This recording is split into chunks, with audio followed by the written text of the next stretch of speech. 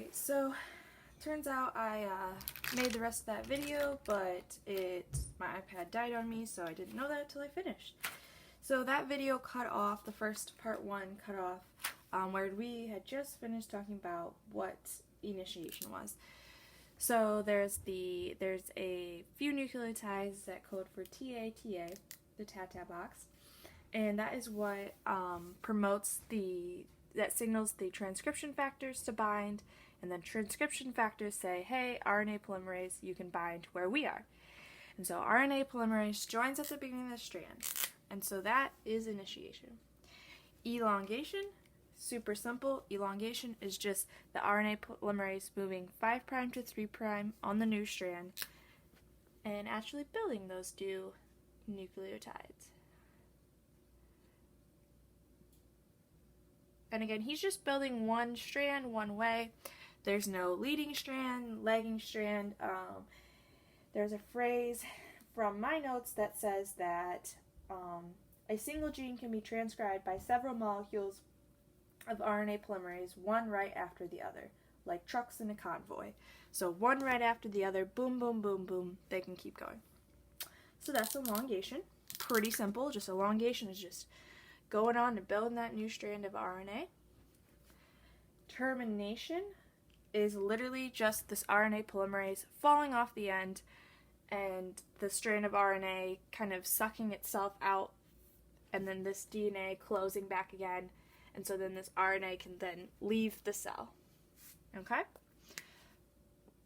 So those 3 steps for transcription are relatively simple compared to the 3 steps for translation. Alright, so we've created RNA now. Right, we've created a strand of RNA. We're happy. We now can leave nucleus and go to the ribosome. Okay, so I will erase here. So now we are talking about translation, right? Which we said is at the ribosome, and we're going from RNA to a protein. Again, it has the 3 steps, and they're named the exact same way. There's initiation, elongation,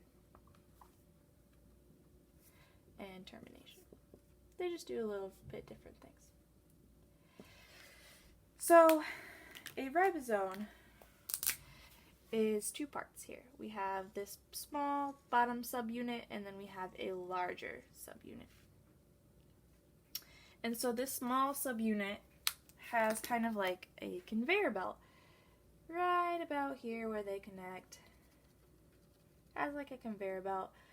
RNA can come in here, and then this conveyor belt will kind of move it along in the 3 nucleotides at a time, right? Because those are how we read as codons.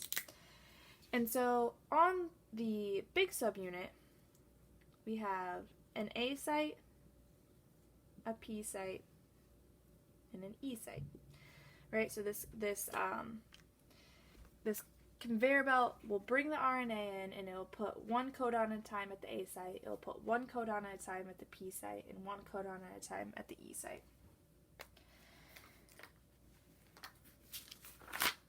So initiation says we're going to bring this strand of RNA in,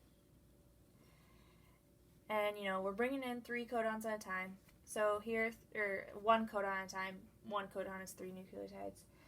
So we bring in to the A site. A site originally doesn't do anything. So we move it down to the P site. P site is what's looking for that initiation, right? P site is looking for AUG. I'm sorry, that looks kind of small. AUG, which is the start codon and codes for the protein MET. So when that P site sees AUG, he's happy. He's going to signal the anticodon to come down. And so the anticodon, yeah, I spelled that right, is also the same thing as tRNA. And so it's going to signal the anticodon to come down and bind to it. and then that anticodon kind of looks like to me, like a rake, is going to hold the protein met. Okay? So the start codon carries met. Well, sorry, the start codon reaches the P site and signals the anticodon to come down carrying met. And so that's initiation.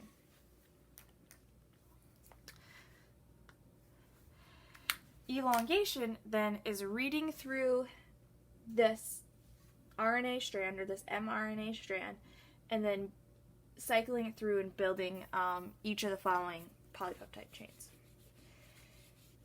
So next what's going to happen, so we're in the P site, we signaled met to come down, and so what would happen next is the A site would read its codon.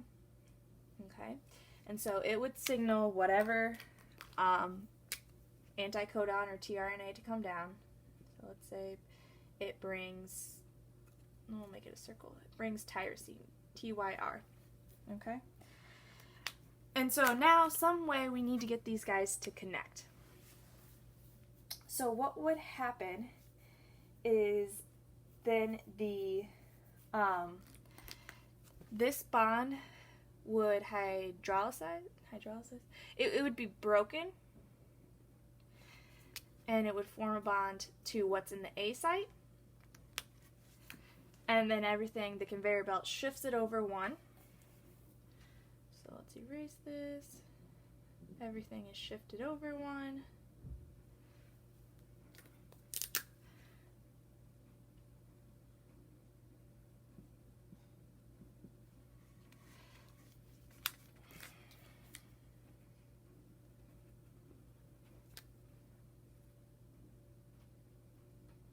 So we had tyrosine, and then met. And so then the A site is now available to bring down and read the next peptide chain. And now we've got the proteins connected, so we create a polypeptide. And so this is just going to keep happening where whatever's in the P site will jump over and then slide over. So this is elongation. All right? And so what you might see is a common test question is that where is the growing polypeptide chain kept? And it's kept in the P site. Even though it moves over temporarily to the A site to bind to whatever new protein was built, the growing chain is kept in the P site. Okay? So then, eventually, you have made all these peptides and created a long polypeptide chain. So imagine there's a bunch more there. And then whatever codon finally lays in the A site, there's a bunch of different things that code for stop codon. So let's say UUG, which I think is one of them. Don't quote me here.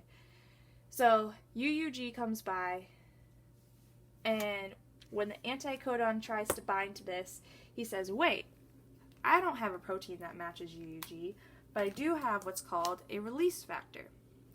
And so instead of bringing down an anticodon, he's going to bring down a release factor, which is kind of like this cap-looking guy, and he's just going to go over here. And so when we bind the release factor, then we signal the polypeptide chain to break. So this will break and float off into wherever the cell it needs to go. So again, the polypeptide chain is released from the P site, and then everything else just kind of, boom, dissipates and breaks apart. So the release factor hydrolyzes the bond between the tRNA and the P site and the last amino acid of the polypeptide chain. And the polypeptide chain is released freed from the ribosome. So that is termination. Where's my marker?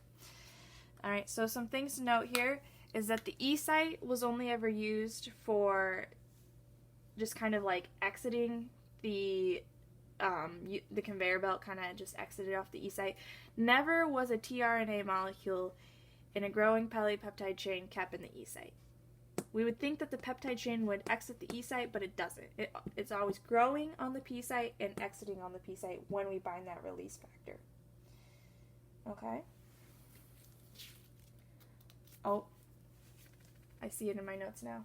The stop codons are UAG, UAA, and UGA. I knew it started with a U. Okay. So that is my spiel for translation transcription. So I just want to review real quick, going back to that central dogma, that we have DNA and we want to make a protein. Proteins have to be made at the ribosome. DNA has to stay in the nucleus. So what we had to do was create RNA as the carrier between. And so RNA can go to the nucleus and ribosome. Okay? And so the process of going from DNA to RNA, that was the process of, that's a weird, here. That was the process of transcription. And then the process of going from RNA to a protein on the ribosome was translation. All right. And so we had RNA doing, being that carrier between. RNA has 3 different types that I kind of mentioned. There's mRNA, tRNA, and rRNA. So mRNA, right, was the strand that was built in the nucleus. It was built in the nucleus and taken to the ribosome and was fed through the conveyor belt. tRNA was the anticodons that came down and contained the protein on them. rRNA, no clue where it fits in this equation. I've been studying Bio 120 for, X amount of semesters, still no clue where it comes into this equation. I believe rRNA stands for ribosomal RNA, and I think it's just the RNA after it's passed through the ribosome. Usually, I've never heard of a 2D come back and say, oh, we needed to know what rRNA was. So, if you want to look it up, you can. It's always been something that I was not really required to know. Just required to know that there was 3 types and rRNA was one of them, but not really required to know what its function was. All right, so that's my part 2. Have a nice day.